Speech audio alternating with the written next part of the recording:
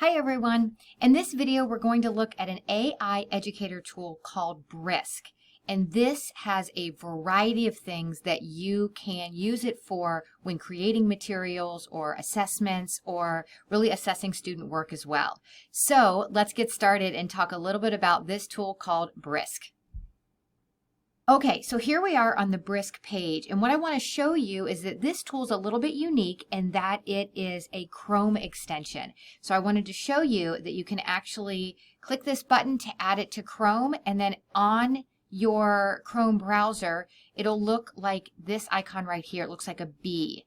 And when we get into a page that it will be able to be used on, you'll see a little bee in the right-hand corner down below. So you do have to be using Chrome for this, but I think you'll find it's worth it.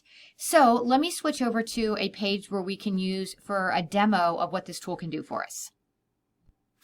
Okay, I've switched over to a National Geographic education page that is about the grassland biome, and it has some information that it says right now is for grades 5 through 8. Now, as I mentioned, when you're on a page where Brisk can do something for you, you will see this little white and black bee with a green kind of circle around it. So this doesn't just show up on web pages, but that's where I'm going to start today. When I put my mouse over here on Brisk and open it up, you can see that I'm on the free plan. It's worth noting that just like so many of these other tools, there's a free plan and a paid plan. I am only showing you the free today. You do have to have it connected to a Google Drive, and you'll see why in a second here. So know that you will need a Google account in order to create an account to use Brisk. Okay, so once I click on Brisk, I can see at quick glance I can do a few things on this page. Let's say we actually want to change the level of this. I like this idea, but I really would like to use it for some younger grades or older grades if you want to make it a bit more difficult in its reading. But for this particular example, let's go with younger grades. So I'm going to choose to change the level, and when I do that, it's going to give me options all the way from pre-K to university. So if you happen to be in a professional development role, you can make these more difficult as well. Okay, so I am going to say, let's take this to the 3rd grade level. I can change the language if I want to as well, but for this example, I'll go ahead and stick with English. Then I'm just going to click change reading level. Interestingly, it gave me an assessed reading level of 8th grade, which was the top range of this. Okay, so let's choose change reading level. What it's going to do for me is actually open up a brand new Google document. That's why it needs connected to a Google Drive. And it's going to literally rewrite this passage that it saw as this article in a 3rd grade level. And we could compare the two and see what it looks like. We'll take, let's see, this first paragraph says grassland biomes are big open areas where grasses grow. Okay, so on the actual article, okay, you can see it says grassland biomes consist of a large open areas of grass. It just is written a bit more simply for, as we said, 3rd grade. One of the things I like about this is it does give a link back to the original article, which I find really helpful, and it's kind of citing itself on where it got the information from. Okay, so now we have this at a 3rd grade level, and that was great. What else can we do now that we're here inside of a Google Doc? Well, you can see that we have several more things that we can do. It wants us to rate this. I'm going to, it's also giving us a few more options here for rewrites. Can I make this, I can make this shorter, make it longer, more detailed, less detail. So I'm going to actually close that, and I'm going to open it back up again because I want to do something different.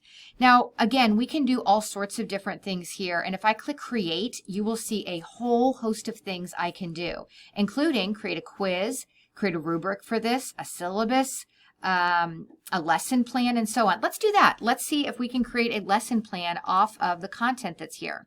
So if we click lesson plan, it's asking what should it cover, and I'm going to say content in this document, just so it knows to read what's here.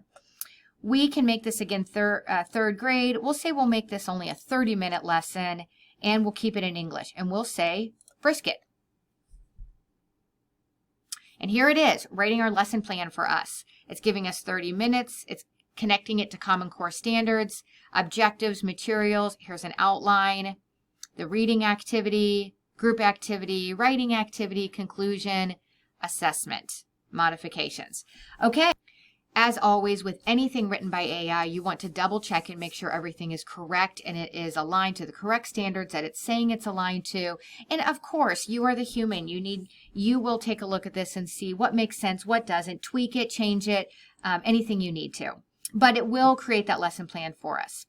Now, I'm going to come up here and let's say this time we'll create maybe just a couple more short things here. So we'll go back to our Brisk button here. And let's this time create a quiz. We'll create this quiz. Let's say we'll make this a little bit shorter. We'll say 5 questions. We will make multiple choice, keep it at the 3rd grade level, and we'll say content on this page.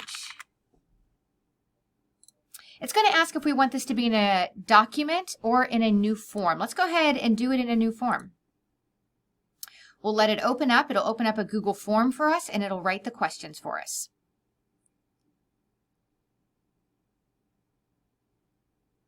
Okay, here we go. What is a grassland biome primarily made of? What animal is commonly found in the African savanna? And so on down. And why are wildfires important for grasslands? As always, double check everything. Make sure it's actually pulling correctly from the content that you had. Okay, so one last thing we'll do with this. We will take a look here and let's say we'll do a presentation for just to show one other thing here. All right. And since this is a demo, let's just say create us 4 slides. And we'll go ahead and click next. It's asking if we want to choose a theme here. So I like this chalkboard one. And we'll say brisket. This should open up slides for us, Google Slides, and start to generate our presentation. Again, we did all of this off of that one article, but it doesn't have to be. It could be all sorts of different content. Okay, here's our Exploring Grasslands Biome. Here's our content.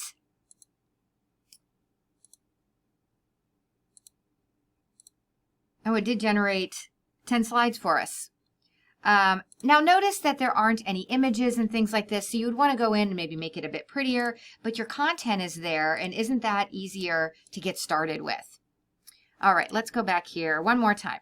Okay, to wrap us up, I just want to show you a couple of other additional features inside of Brisk, so I'm going to click on that one more time and click Create.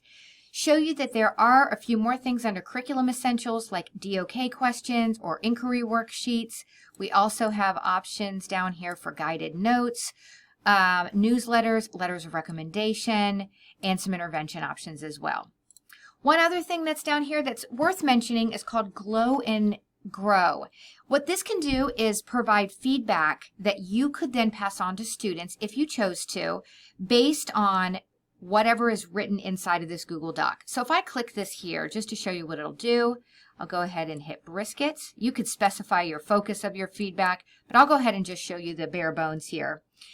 It puts it into 3 categories. Glow, what they did a great job of, one area that they could grow, and one thing that you're wondering about here. And you could choose to give this feedback to students or not. I just wanted you to know that it is something that is included inside of Brisk. So there you have it. This is Brisk. It is a tool that encompasses a lot of different options. I love this little Chrome add-on, and I would encourage you to take a look at it and see if it might be helpful for you in your teaching and learning.